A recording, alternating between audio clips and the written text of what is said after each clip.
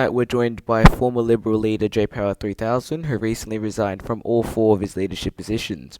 We'll be talking through the reasons behind his decision, his reflections on his time in Parliament, and what the future looks like for both him and the party. Jpower, thanks for being here. Thank you very much. Let's start with what everyone's been talking about. So what ultimately led to your decision to resign from your positions? Well, there's a few reasons. Firstly is school, of course. Heading into year 12, we need to take that Yeah. quite seriously. But I also wanted to reflect on the results of the past leadership election, of the past election.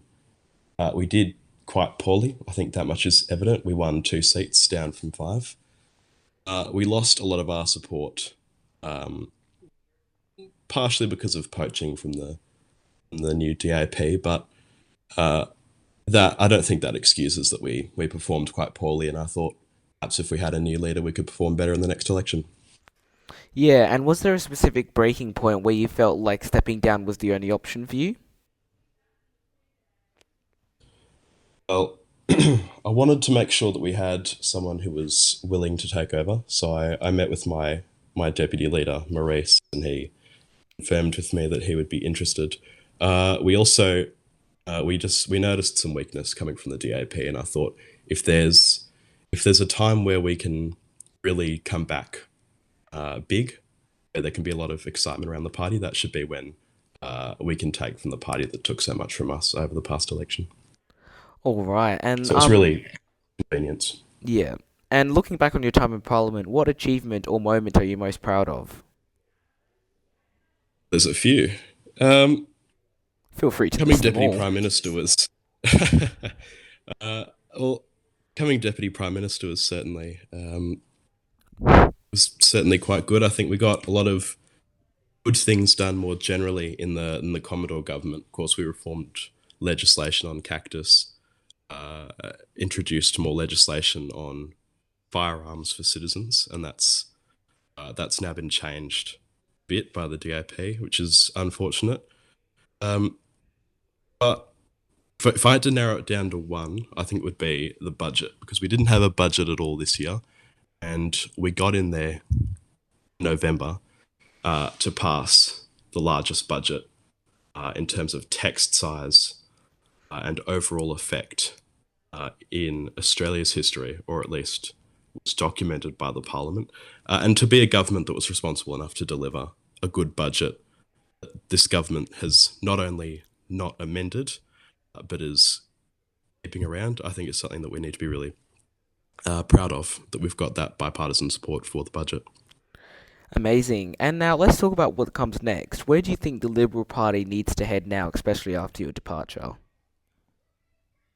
Well, we moved from the more conservative leadership of Acrylis to something that was still conservative in its own right, but certainly more moderate under my leadership.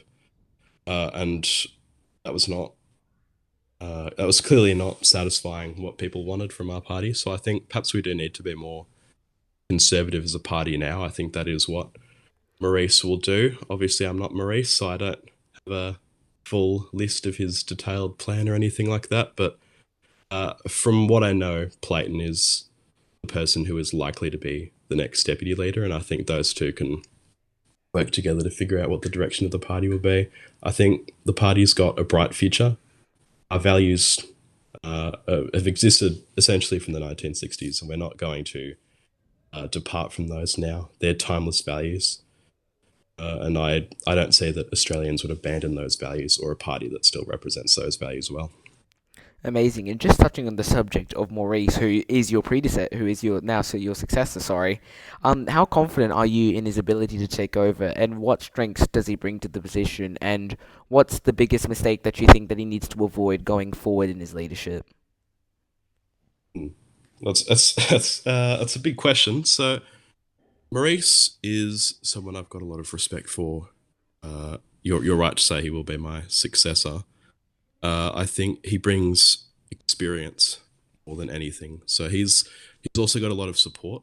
So I noted we had a previous Greens leader uh, resign, and Maurice was one of the few people that was mentioned as someone who was quite who had garnered quite a lot of respect from other party leaders. So Maurice brings a wealth of experience. He has more experience in AU than I do, and he has the respect of other leaders, and that can really drive home bipartisanship through the parliament.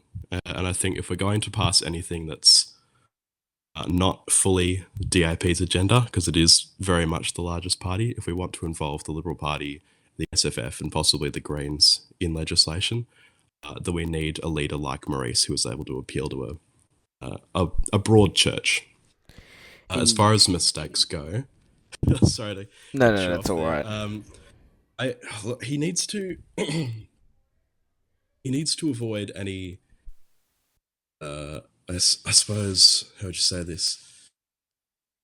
Any sort of criticism that I faced. I think one of the biggest issues of my leadership, especially early on, was just undermining from other political figures because I didn't do enough to command their, um, I suppose, their confidence. I was still quite new to AU, and in a way, I still am. I think I joined in June or July, probably July. So I was quite new, taking over in October. So Maurice definitely will have more confidence in that way, but he needs to not just go straight into policy and into the little man, but he also needs to command the confidence of the party and SFF as well if we want a coalition government in the next term. Wonderful. And in your statement, in your resignation statement, you said that you plan to move on to journalism and accountability work. So, what's that going to look like for you going forward, and how do you want people to view this next chapter of your career? Well, you may be aware, and some people listening may be aware that I'm head of the Centre for Public Integrity. So that's going to take more of a role in what I do in AU. So that means more communication with government officials than has been the case. More articles, certainly. We've gotten some very positive responses from DAP members, SFF members, One Nation members, really across the board. People are very supportive of this field of journalism. We've already gotten ourselves into some controversy from time to time, but overall, this is probably going to be a more positive stage than as leader of the Liberal Party. So I think that's really where the future's headed for me. I will still remain a member of the Liberal Party, and we'll see if there's any internal roles available for me. There are a number of inactive people who, and this is Maurice's decision, if he wants to remove those inactive people and essentially breathe life into the party, then I might take up one of those roles. But certainly for now, my focus is on journalism and keeping this government accountable because it hasn't got a great history with accountability. And we want to make sure that the people are well informed when they make their vote in the next election. Incredible. Jpower3000, thank you for your time and thank you for joining us this Thank evening. you very much. Always a pleasure, never a chore.